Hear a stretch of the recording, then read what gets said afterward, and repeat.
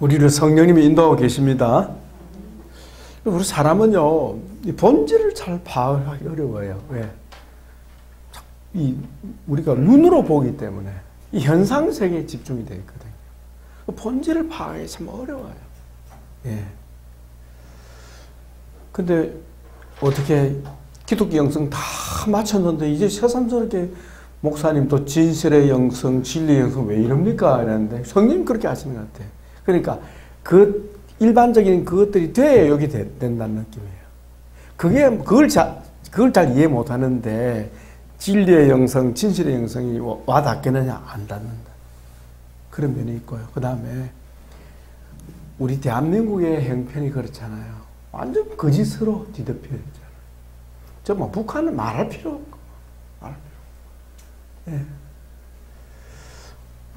이 문재인 정권, 이 정부 완전히 거짓으로 가득 차 있잖아요. 거짓. 예. 뭡니까? 위안부 그 소녀상 만들어 놓고 그걸 정치적으로 이용하고 그 노인들을 해서 지 배를 채우는 이 악한 사람 중에 악한 사람입니다. 다 거짓으로 가득 차 있어요.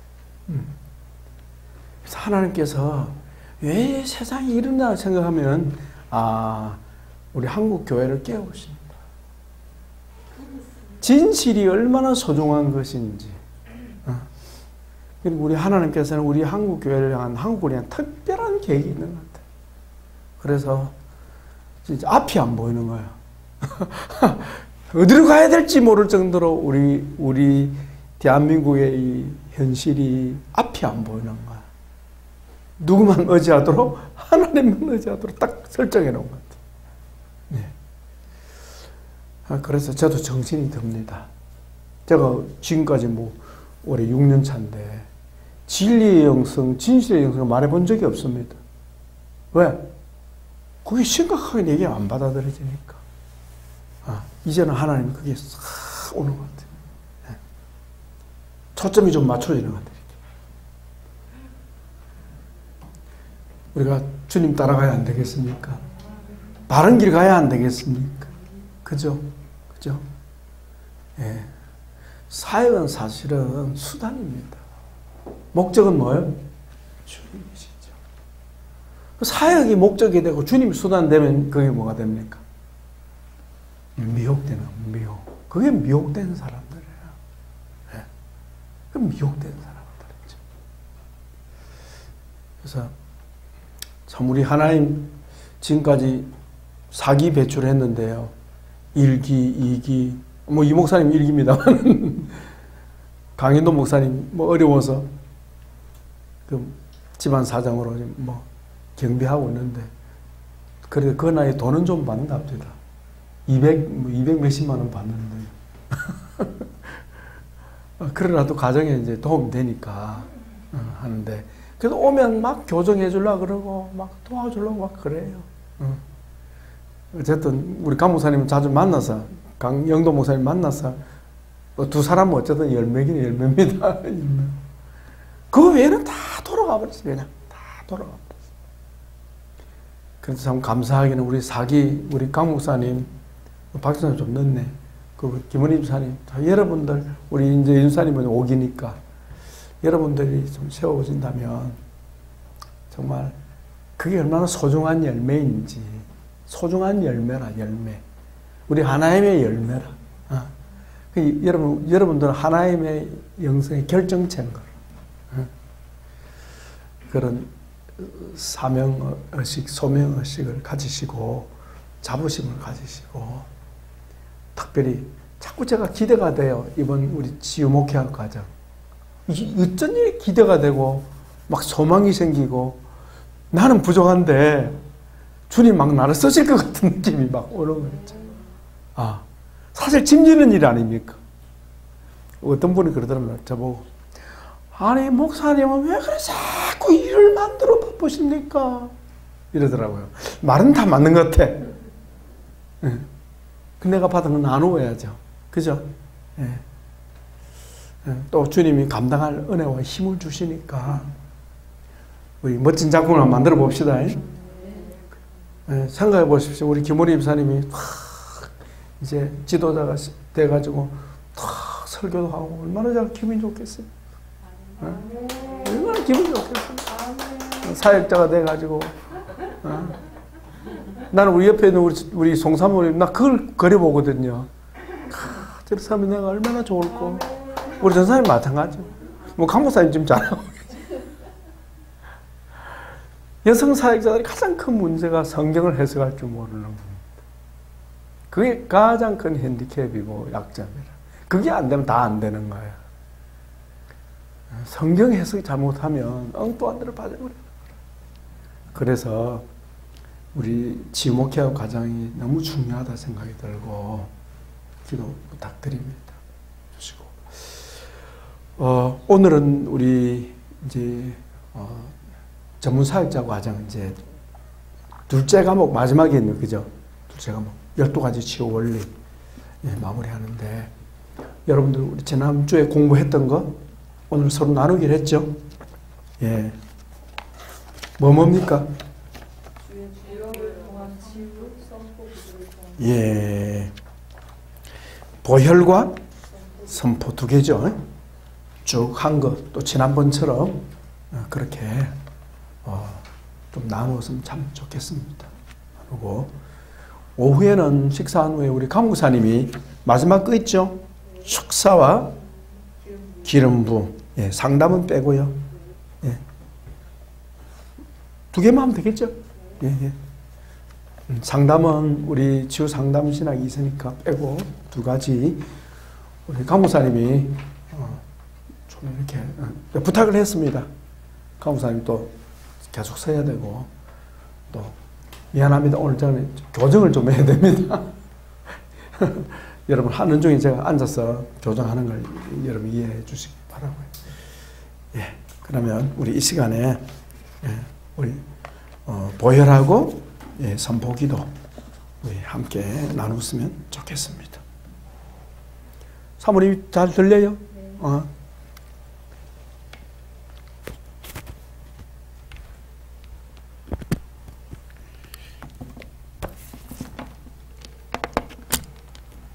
감사합니다. 하실래요? 네. 나오실 때 박수 부탁합니다.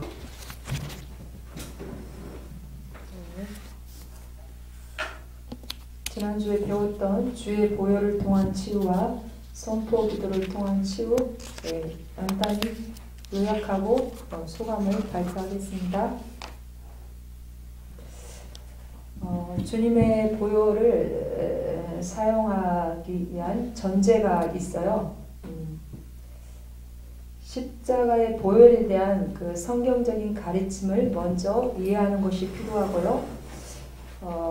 또 이걸 배우고 삶 가운데 적용하는 게 참으로 중요하거든요. 보혈은. 그런데 많은 성도들, 목회자들이 보혈을 삶 가운데 적용하는 그것을 잘 모르고 또 실제 적용을 안 하거나 못하고 있다고 합니다. 치유 현장과 영성 훈련에서 유용하게 사용되는 그 영적인 방법들이 참 많아요. 우리가 어떤 성경적인 근거를 대지는 못해도 실제로 치유 현장에서 사용되고 있는 것들이 많거든요. 그런데 이제 우리 치유신학 입장에서는 그것들이 성경적으로 그 근거가 분명하지 않는 것은 사용을 좀 자제해야 한다고 합니다. 우리는 오해를 받지 않기 위해서 충분하고 확실한 성경적인 근거를 가지고 설득할 수 있는 신학적인 체계를 세워야 하며 다각적인 신학적인 검토를 받아야 합니다. 또 신학 지식 있죠? 신학 지식에 대한 편견이 있어요. 그리고 신학을 터부시하는 경우가 많아요. 제가 신학교 다닐 때 어떤 권사님에게 그 신학을 좀 하셨으면 하는 그런 바람이 있어서 신학을 좀 권유를 해드렸는데 그분 또 다른 분한테 권유를 받았더라고요. 근데 그분이 하시는 말씀이 하나님께서 말씀하시기를 왜 네가 똥통에 발을 담그려고 하느냐 이렇게 응답을 하셨대요.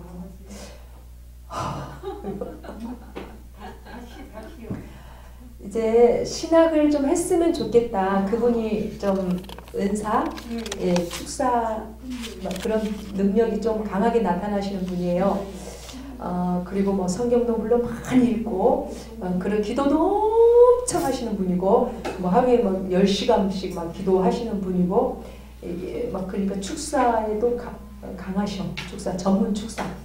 근데 이제 제가 보기에도 신학을 좀 했으면 이제 좋겠다. 뭐 다른 분들도 신학을 했으면 좋겠다라고 권유를 했는데 기도를 해봤겠죠. 예, 기도를 해보니까 하나님께서 왜 네가 굳이 똥통에 발을 담그려고 하느냐 이렇게 응답을 줬대요. 그래서 그 말을 듣고 좀 뭔가 했는데 지금 이제 세월이 뭐 7년 8년 지났거든요. 근데 여전히 그 자리에 있고, 예, 또 이제 아내를 용서하지 못해가지고 또 이제 힘든 과정에 있고 또 가정에서 쫓겨나다시피 해가지고 혼자 살고 있고 이런 어려운 상황에 처해 있더라고요. 근데 지금 이제 나이가 7, 8년이 넘어버리니까 뭐 하기도 그렇잖아요. 내가 치유신학을 권하려고 해도 좀 담이 커가지고 못 권하고 있습니다. 예, 그런 게 있어요. 우리가 신학에 대해서 좀 터부시하는 경우가 있고 뭐 배워서 뭐하냐 뭐 댐댐이가 돼야지 이런 말 많이 하는데 어떻게 보면 맞는 말이도 맞아요. 왜냐하면 우리가 같이 또 신학을 한 사람들이 인격이 예수님을 닮지 못한 부분이 있기 때문에 그런 비방 소리를 듣는 거는 알고 있어요. 그렇지만은 전제적으로 우리가 신학, 특히 하나님에 대해서 아는 건 너무 중요하다고 그래요. 제가 이제 잠언 19장 2절을 참 좋아하는데요. 지식이 없는 열심, 지식이 없는 그런 소원은 좋아 보이지가 않는다라는 그 표현이 있거든요. 저는 그 말에 너무 동감을 해요. 왜냐하면 제가 과거에 예수님을 모르는 상태에서 정말 내으로 열심히 신앙생활을 했어요. 제가 뭐 새벽 예배, 뭐 수요, 금요, 뭐 교회 청소, 교회 어디 바깥으로 나가는 거 봉사 이거를 애 막 셋, 넷 그죠? 그때 제가 한 명을 더 키웠거든요. 네, 예, 막 데리고 막 다녔어요. 그런 열정. 근데 그때는 내의의 열심이었죠. 왜냐하면 하나님을 아는 지식이 없는 그런 종교인의 생활을 참 많이 했거든요. 그래서 지금은 이제 바뀌었어요. 신학은 좀 많은 사람들이 했으면 좋겠어요. 예, 많은 사람들이 예수님에 대해서 좀 알았으면 좋겠다 이런 생각이 듭니다. 주님의 보혈은 이제 보혈을 통한 치유니까 우리 죄 문제하고 많이 관련되어 있다는 것을 알아야 한다 이렇게 나와 있습니다. 두 번째 십자가 보혈의 복음이 세 가지로 나오는데 첫 번째 속죄의 복음이죠. 칭의 복음. 두 번째 치유의 복음이고 세 번째는 성화 복음입니다. 세 번째로 보혈의 능력 12가지가 있는데요. 제가 차 타고 오면서 보혈의 능력 12가지 속죄, 치유, 성화, 승리, 화평, 섬김, 자유, 그 다음 뭐지? 이렇게 생각이 안 나더라고요. 근데 우리가 이 보혈의 능력 12가지를 알고 있고 이 12가지 방법을 다 적용하면서 삶 가운데서 한다면은 너무나 신앙이 풍성할 거라는 생각이 들더라고요. 첫 번째 속죄의 능력이 있습니다. 저는 그래요. 예수님이 피 흘리심으로 나를 죄에서 해방하였습니다. 라고 이렇게 선포하거든요. 두 번째 칭의의 능력이 있고 세 번째 구원의 능력이 있죠. 베드로전서 1장 18, 19절 보니까 너희 조상이 물려준 헛된 행실에서 구속함을 받는 것은 점점점하고 그리스도의 보배로운 피로 되었다고 나와 있습니다. 네 번째 보혈의 능력, 영적 생명의 능력입니다. 우리가 성찬식 때 보혈 마시잖아요. 그죠? 네. 다섯 번째 치유의 능력 있죠. 예수님의 피는 모든 질병을 치료해 주십니다. 라고 선포합니다. 여섯 번째 자유의 능력 있죠. 스가랴 9장 11절 보니까 또 너로 말할진대 내 언약의 피로 말미암아 내가 너의 갇힌 자들을 물 없는 구덩이에서 놓았나니. 그래서 자유를 선포하고 있고, 또 누가복음 4장 18절에 예수님의 사역이 있죠. 포로된 자를 자유케.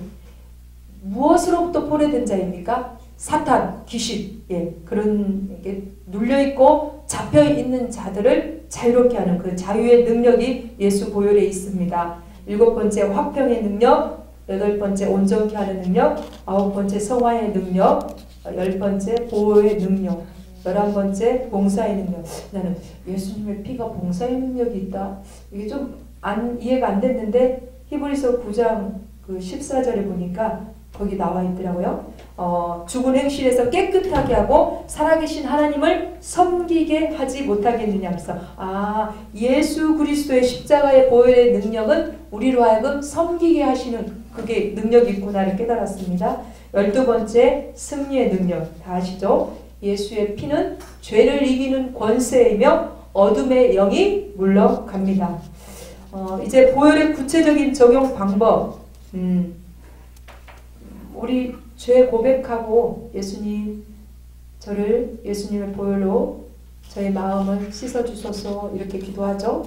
두 번째, 또 주님의 보혈을 내 영혼류 정수리부터 발끝까지 뿌리고 바르고 덮습니다 하고 깨끗게 하는 기도하죠. 또 우리가 어디 갈 때, 누구를 만날 때 하나님 오늘 가는 그 장소에 예수님의 보혈을 뿌리고 바르고 덮습니다. 만나는 사람과 나 사이에 십자가를 세우고 그곳에 예수님의 보혈을 덮습니다. 상대와 나 사이에 어떠한 더러운 것도 서로 들어가거나 영향을 미치지 못하게 해달라고 이렇게 기도하죠. 그리고 우리가 치유 사역할 때도 보혈을 사용해요. 저는 자가치유할 때 이따 나오겠지만 자가치유할 때 머리에다 손 얹고 정수리 열려 보혈 들어가 불 들어가 이렇게 하거든요. 그래서 치유 사역할 때도 보혈 사용하고, 또 어둠의 세력이 틈타지 못하도록 자녀들을 보호기도 할 때, 또 우리에게 속한 소유들 있죠. 거기 할 때 또 보혈 쓰고, 또 죄나 질병, 저주와 사탄의 권세 끊을 때도 보혈을 사용하고, 축사 사역할 때도 예수 보혈을 넣거든요. 보혈 들어가, 보혈 마셔, 이런 식으로 하거든요. 그러면 보혈 사용할 때 유의사항이 있어요. 이게 이제 김은희 집사님은 잘하더라고요. 식탁에서 밥 먹고 나서 남편한테도 막 보혈도 뿌리고 막 그거 잘하는데, 이게 일반적으로는 보편화되지는 않았어요. 이렇게 시험될 수가 있다는 거죠. 그리고 이제 뿌린다, 바른다, 덮는다까지는 저도 좀 이해가 잘 됐어요. 근데 마신다?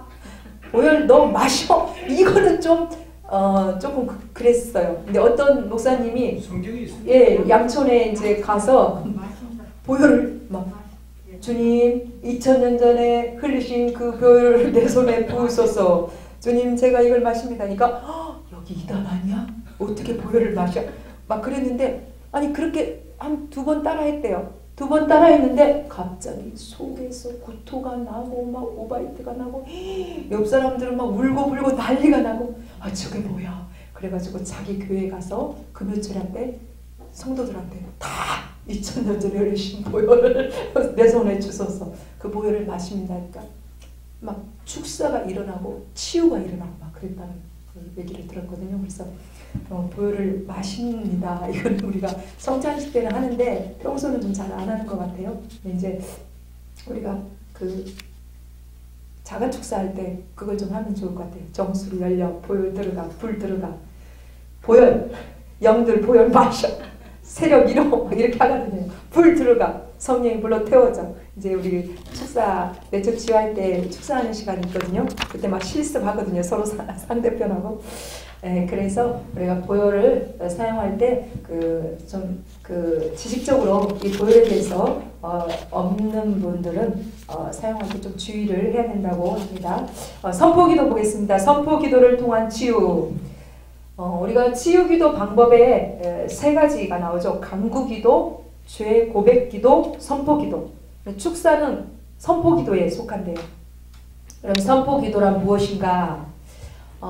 하나님의 말씀을 먼저 근거로 해요. 하나님께서 이렇게 하시겠다고 약속하신 말씀, 이루시겠다 하신 그 말씀을 우리가 이제 그죠? 그거를 주님의 이름으로 선포하거나 말씀 그것을 가지고 우리가 선포, 그죠? 명령, 명령 기도라고 하죠. 예. 선포 기도의 사례가 예수님이 가르쳐 주신 선포 기도 있죠. 저는 이걸 준비하면서 요한복음 14장 14, 15절 말씀을 듣고 거기에 너희가 나를 사랑하면 나의 계명을 지키리라. 그냥 계명을 그냥 성경 전체, 뭐 율법 이렇게 생각해 왔었거든요. 그런데 그 바로 앞 구절을 보니까 내 이름으로 무엇이든지 내게 구하면 내가 행하리라는 이 선포하라는 이 계명이래요. 이게 책에 보니까. 그러니까 내 이름으로 무엇이든지 내게 구하면 내가 행하리라는 이 선포를, 이 계명을 하라는 이 계명을 너희가 지켜라 이렇게 나와 있더라고요. 그래서 선포 기도가 주님의 계명이다라는 것을 이 구절을 통해서 알게 되었습니다. 두 번째, 선포 기도는 성령 안에서 행하는 하나님의 사역입니다. 성경에 보면 바울도 그죠? 베드로도 요한도 선포 기도를 했죠. 나사렛 예수 그리스도 이름으로 일어나 걸으라고 했고 예수 이름으로 내게 명하노니 그에게서 나오라 이렇게 선포 기도했죠.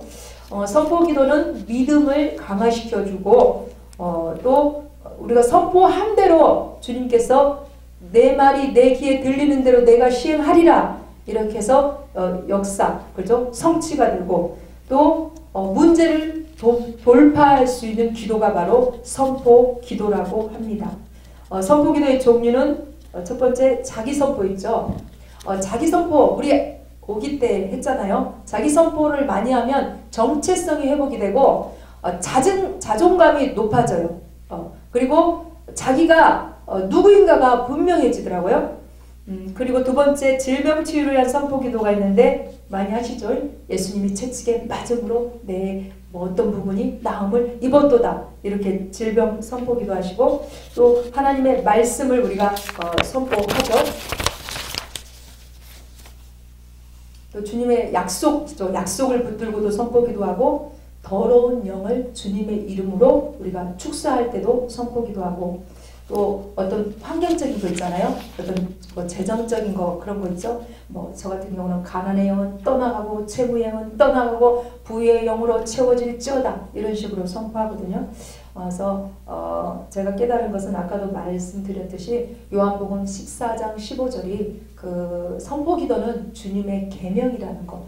구하라 막 이런 것들 내 이름으로 구하면 내가 너에게 주겠다 이런 선포를 너는 내 계명이니까 하라 이렇게 나와 있더라고요. 그래서 치유된 만큼 선포가 이루어지는 것 같아요. 보니까 우리 오기쌤, 차영한 쌤을 내가 보니까 가슴이 너무 기뻐요. 왜냐하면 지난주 전에는 목소리가 아주 작았어요. 들리지도 않은 목소리. 그런데 지난주에 선포를 하는데 목소리가 크니까 막 가슴이 벅차고 내가 막 메시지를 남겼어요. 고마워 막 이래가지고 제가 치유가 많이 돼서 너무 기쁘다고 그러면서 너무 고맙다고 제가 그랬거든요. 선포 기도가 치유될 만큼 나오더라고요. 그래서 자기 선포를 통해서 정체성이 회복되고 저는 이제 기록된 약속의 말씀을 가지고 선포를 많이 할 때 그게 실제가 되거든요. 예를 들어서 너희에게 아버지가 되고 너희는 내게 자녀가 된다. 주님의 전능하신 말씀이라 이걸 일단 말씀을 몇 번 선포해요. 그리고 나서 이제 제 걸로 가져오죠. 이게 나는 하나님의 자녀다. 뭐 이런 식으로 이 말씀에 근거해서 나는 하나님의 자녀입니다. 이렇게 선포를 하거든요. 그럼 정말 그 파워가 있고 그게 이제 실제가 되는 걸 느껴요.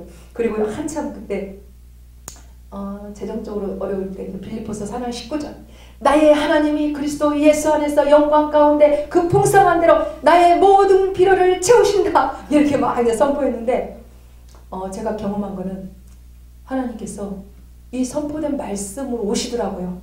오셔가지고 믿음이 없잖아요. 그 말씀에 대한 믿음이 나는 지금 형편은 이런데 뭐 풍성한 것으로 나의 필요를 채워주신다네. 너무 갭이 크잖아요. 이게 여기 갭이 큰데 믿음이 이만큼 들어가야 되거든요. 근데 그 믿음마저도 주님이 주신다는 걸 알았어요. 저희가 이제 잠깐 간증을 하자면 남편이 암으로 사망했잖아요. 근데 한 2년 3년 지나서 나라에서 성면 피해자를 구제하는 법을 만들었어요. 근데 저는 남편님이 3년 전에 사망했기 때문에 이 법하고는 상관없다고 생각했거든요. 근데 몇 년도부터 몇 년도까지 성면으로 인해서 암이 발생했다는 것을 증명하면은 나라에서 이렇게 구제금? 보상금! 예, 그걸 준대요. 그래가지고 하는데 하나님이 사인을 준 거예요. 이 빌립보서 4장 19절 말씀으로 네가 해봐라. 그래서 그 믿음도 줘버렸어요. 그래서 아직 하나도 절차를 밟지 않았는데 저는 믿음이 와버렸어요. 된다? 근데 웬걸요? 실제는 너무너무 달랐어요. 그게 쉬운 일이 아니잖아요. 보상금 받는 게. 의사 찾아가서 진단서 뭐 그거는 일도 아니고 의사들 정말 냉정하잖아요. 내 말 이만도 못하게 해요. 입 다물어요! 뭐 물어보 입 다물어요! 막 자기 말 말고 궁금하니까 물어보는데 조용히 해요.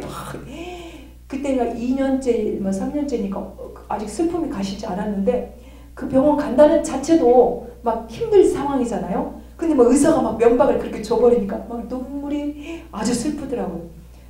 1차 서른했는데 X 안 됐어요. 2차 또 뭘 요구해요?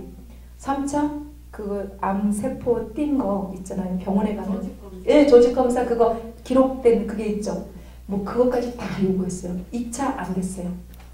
근데 빌립보서 4장 19절 말씀이 믿어지니까 무조건 고했어요. 3차 또 갔어요. 또 떼어서 딱 뒀어요. 근데 전화가 왔어요. 됐습니다. 근데 제가 너무 담대하니까 그쪽에서 물어보는 거예요. 아니 그런데 놀라지 않습니까? 이렇게 나오는 거예요. 그래서 예, 저는 놀라지 않습니다. 사실 저는 예수 믿는 사람입니다. 하나님께서 처음부터 저에게 이 말씀을 주셨습니다.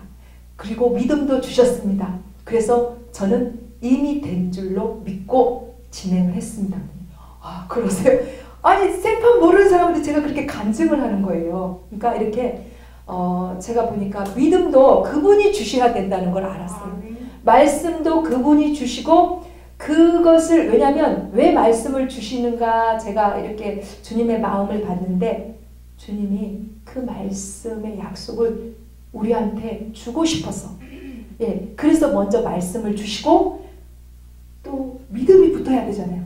그래서 믿음도 덤으로 또 주셔요. 왜냐하면 그 말씀을 당신이 이루셔야 되니까.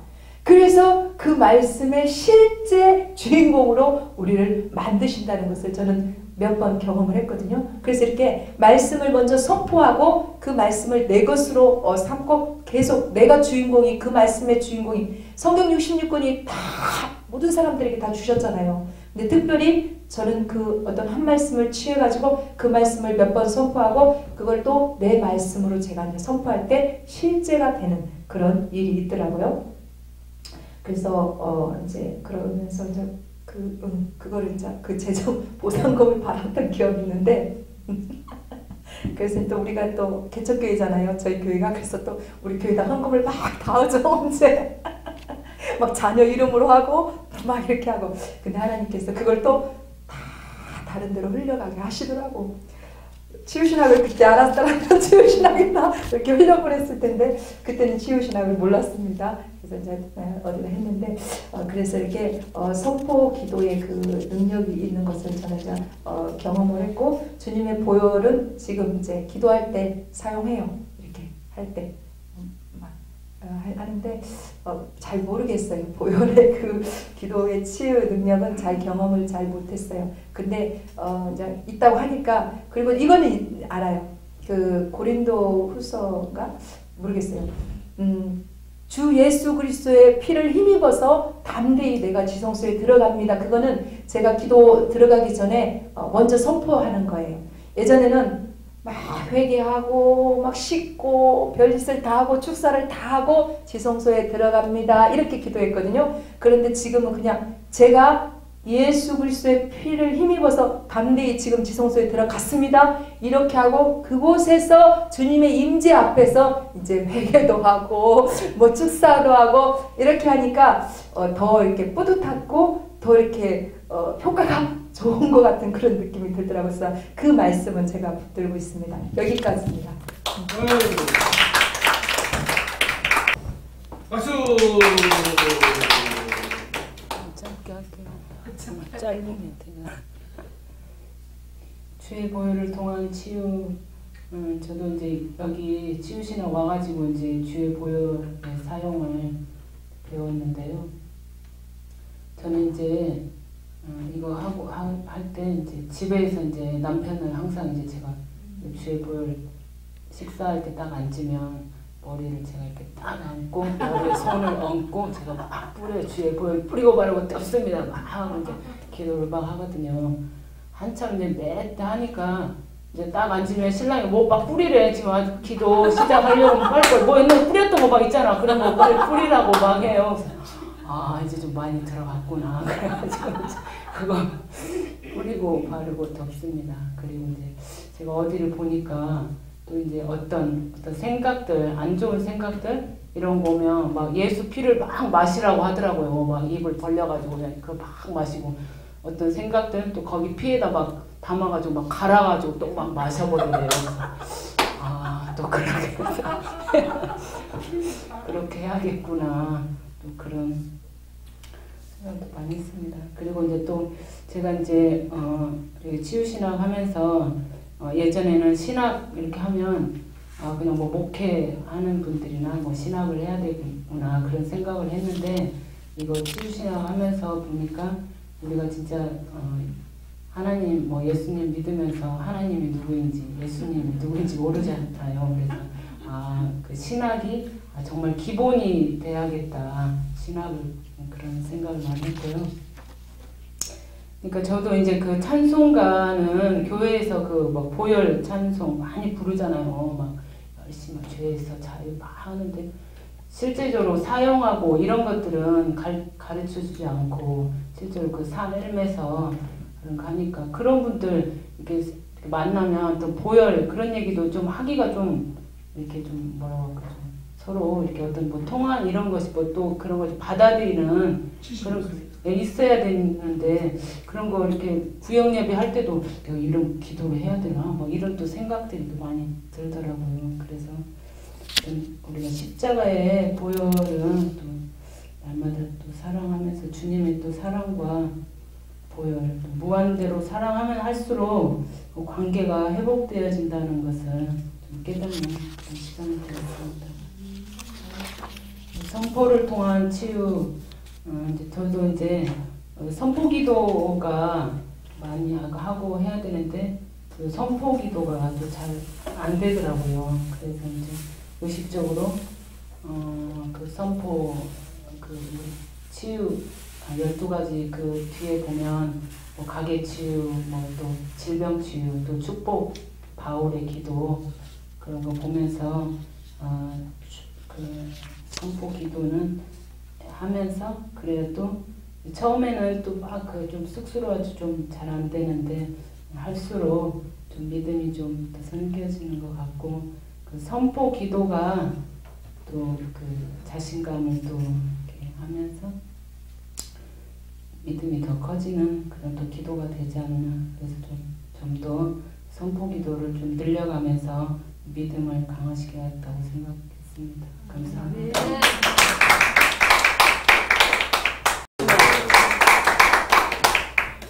오늘 또 시간이 달라졌네요. 네.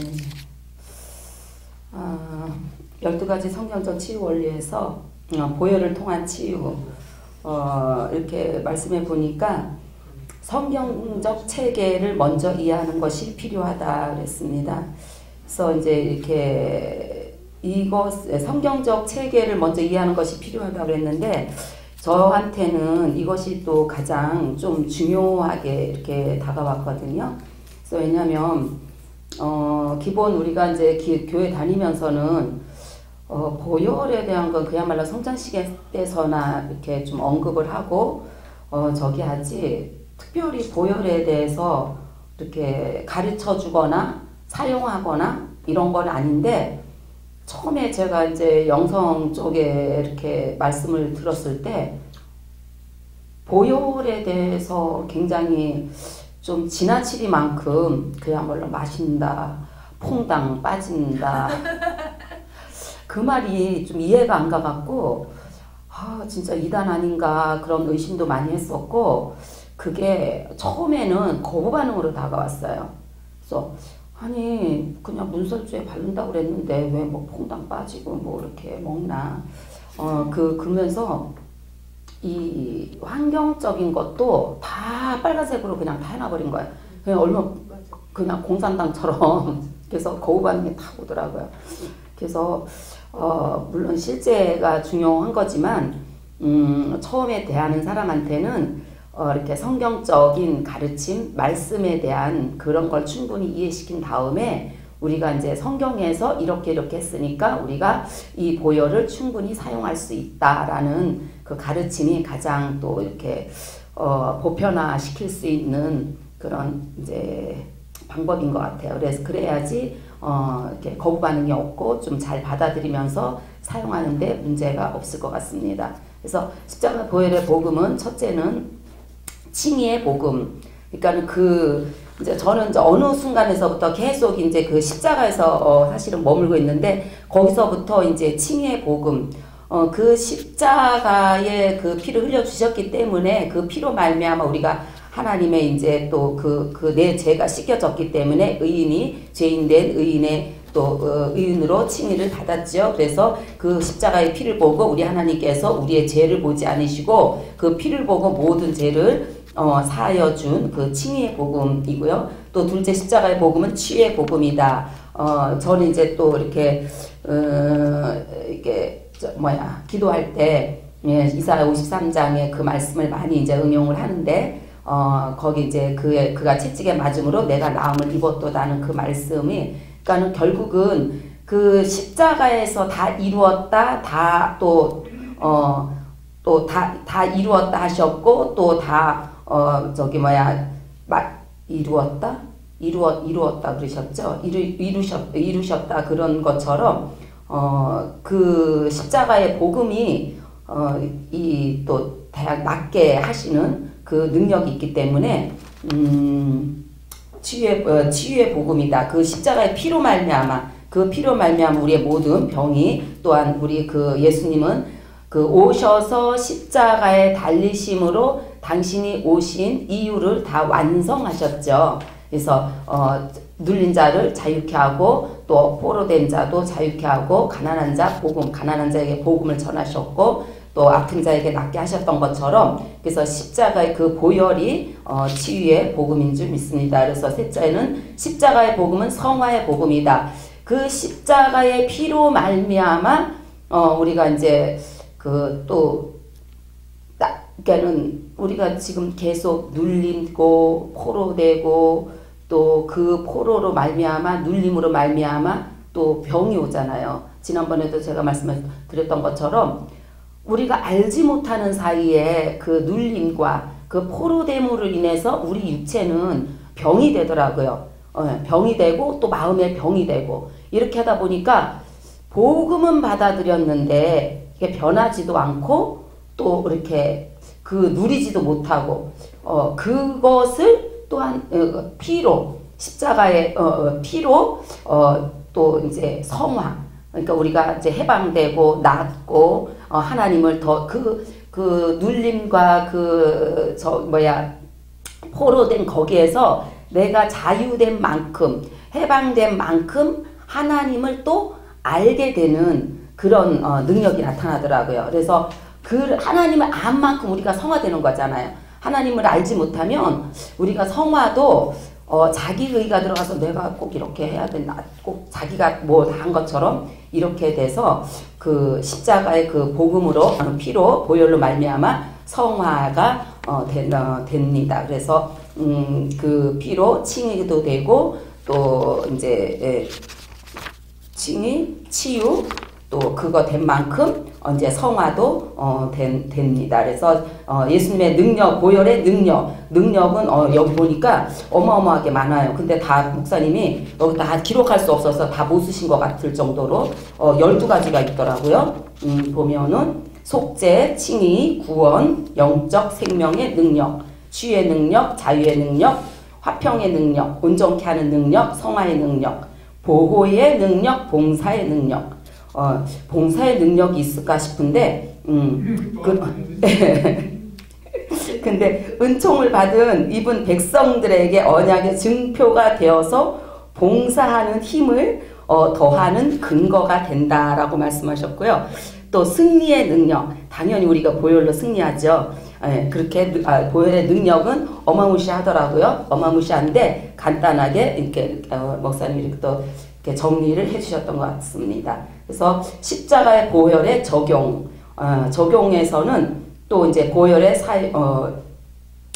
삶에서 보혈을 적용해야 하는데 보혈에 대한 올바른 이해가 없이 보혈을 사용하면 아까 제가 말씀드렸던 것처럼 자칫 미신적이고 주술적으로 보일 가능성이 있음을 알아야 한다. 보혈의 적용도 성경적인 방법을 사용해야 문제가 생기지 않게 되고 남용을 피하게 된다. 아까도 말씀드렸던 내용입니다. 그래서 보혈 사용의 원리, 범죄한 영혼을 치유할 때 적용하고요. 그래서 죄고백, 보혈 적용, 속죄 선포. 이것이 이제 우리가 지난번에 이제 또 다 이렇게 말씀을 들으면서 한번 해봤었죠. 그래서 자기 적용. 그래서 저도 이제 계속 기도할 때마다 먼저 이제 보혈로 머리부터 발끝까지 덮고 또 불과 보혈. 그러니까는 그게 입에 이제 붙어 있어요. 그러니까는 성령의 불, 또 하나님 예수 그리스도의 보혈. 그래갖고 이제 더 적용을 하면서 속죄 선포. 그래서 하나님의 자녀됨을 선포하면서 그 예수 그리스도의 그 화목제된 예수 그리스도의 그 십자가의 보혈로 그야말로 주님 보좌 앞에 나아갑니다 하면서 기도를 시작합니다. 그래서 자기 적용이 또 있고요. 내담자 적용, 주변 환경의 적용 이렇게 했는데 내담자 아직은 이제 뭐 이렇게 그렇게 내담자를 저는 이렇게 대할 적이가 없었지만 그래도 누구를 이렇게 중보 기도도 할 때도 그분한테 이제 먼저 보혈을 적용합니다. 그래서 보혈을 덮고 그 다음에 이제 주님께 물어보고 그분을 위해서 왜냐하면 환자들을 위해서 기도할 때 또 그야말로 보혈을 덮고 사이에 십자가를 촘촘히 세우면 그거는 이제 우리 치유신학에서 배웠잖아요. 그래서 촘촘히 세워 그래야지 내 속에 일단 두려움이 없어요. 그 보혈을 덮고 십자가를 촘촘히 세움으로 인해서 내 속에 두려움 없고 예수 그리스도 그 하나님의 자녀된 자로서 내 안에 그 아버지의 말씀이 내재된 그 말씀을 통하여서 기도하는 거잖아요. 그러니까 그렇게 기도할 때 일단은 아무 문제가 좀 없는 저는 없다고 그렇게 생각을 하고 그렇게 기도를 합니다. 그래서 주변 환경의 적용 이것도 이제 우리가 기도할 때 먼저 가정과 교회를 덮죠. 가정 이제 문서 주소부터 시작해서 모든 가정의 방방 가정 모든 곳곳에 보혈을 덮고 또 가족이 나갔다면 가족 영으로서 하는 거니까 재빠르게 가족 모두에게 덮고 또 차량이라던가 그 환경 거기까지도 이제 저 같은 경우는 엄마가 이제 그러니까 항상 이 코로나임에도 불구하고 잘 다니니까 곳곳에 다니는 곳곳마다 보혈을 항상 적용을 합니다. 그래서 또 보면 그렇게 하는데 또 이제 우리 또 예언하시는 분 기도를 들어보면 항상 하나님이 보호하신다고 이렇게 또 확인차 저에게 이렇게 말씀을 해주시면 그것이 나 혼자의 생각은 아니고 내가 그렇게 믿음으로 행할 때에 하나님께서 그렇게 일해 주신다는 것을 또 알 수가 있었습니다. 그리고 9장 선포를 통한 선포 기도를 통한 치유. 선포 기도란 어떤 것인가? 하나님의 약속의 말씀에 근거하여 구하는 바 그대로 이루어지기를 바라는 믿음으로 개인이나 회중이 하나님 앞에서 또한 세상을 향하여 주님의 이름으로 선포하고 명령하는 기도를 말한다. 그렇게 했습니다. 그래서 예수님이 가르쳐 주신 선포 기도가 이제 여기서 우리 목사님이 요한복음 14장, 15장, 16장 거기 말씀을 이렇게 주로 많이 말씀을 해 주셨는데 저는 이 말씀을 보면서 예수님이 이제 그 다락방 강론을 이렇게 하셨잖아요. 제자들에게 강론을 하셨는데 그러면서 15장에 주된 말씀이 저는 이제 항상 마음에 담고 있는 말씀이 너희가 내 안에 거하고 내 말이 너희 안에 거하면 너희가 무엇이든지 구하는 대로 내가 시행하리라 하는 말씀이 있습니다. 예, 그 말씀을 이제 저는 항상 이제 인용을 많이 해요. 많이 하는데 네 말이 내 안에 거하고 너희가 내 안에 거하고 그 전제 조건이 이렇게 붙어 있어요. 그러니까는 우리 말씀이 내 안에 거하고 내 안에 내가 하나님 안에 거한다는 임재 가운데 함께 있다는 그 믿음이 자기 안에 내재되기까지 사실은 많이 시간이 걸리더라고요. 그랬을 때 이 선포 기도가 자연스럽고 힘있고 그렇게 또 이제 하면 된다는 그런 하고 난 후에도 믿음이 또 이렇게 임하는 그런 또 제가 그런 감동을 받았어요. 그래서 이 선포기도라는 것은 물론 하나님의 내 입에 말한 대로 하나님 들어주시겠다고 말씀은 하셨지만 내가 믿음으로 또 선포해야 되는 그런 것도 있더라고요. 그래서 이제 항상 말씀을 이렇게 좀 되뇌이고 그 말씀에 근거하여서 환경을 향하여 선포하거나 내 자신 또 우리가 이제 기도 제목이 많잖아요. 기도 제목도 처음엔 제가 이제 주세요 기도를 많이 했다고 그랬죠. 다고다고 기도를 하도 많이 해서 여기다 이렇게 쌓였다고 했는데 지금 이제 그 기도 사실은 별로 안 해요. 별로 안 하고 이제 이렇게 선포 기도, 그러니까 보혈 적용, 선포 기도 또 아니면 영으로 이제 하나님 앞에 그냥 무조건 내고 십자가 밑에 다 내려놔요. 하나님 이것도 하나님 앞에 드립니다. 이것도 하나님 앞에 드립니다. 십자가 앞에 내려놓습니다. 그리고 다 내려놓고 그 얼굴을 바라요. 저는 그 얼굴을 바라고 그 이제 하나님 저를 만나주세요 하는 그런 기도를 많이 하고 이제 그런 기도가 이제 한참 이렇게 한 다음에 이제 또 그 생각나는 말씀을 붙잡고 또 그 기도 제목을 이제 하나님 앞에 또 아니면 이렇게 또 이렇게 우리가 기도하다 보면 느껴지는 것도 있잖아요. 사단을 향해서 선포할 때도 있고 또 세상을 향해서 선포할 때도 있고 선포 기도는 그런 것 같습니다. 근데 제가 거기서 머물렀습니다. 어저께 사실은 늦은 시간에 이거를 정리하는 바람에 그 다음은 안 하고 여기서 저는 생각하면서 머물려고 여기까지입니다. 감사합니다. 그렇습니다.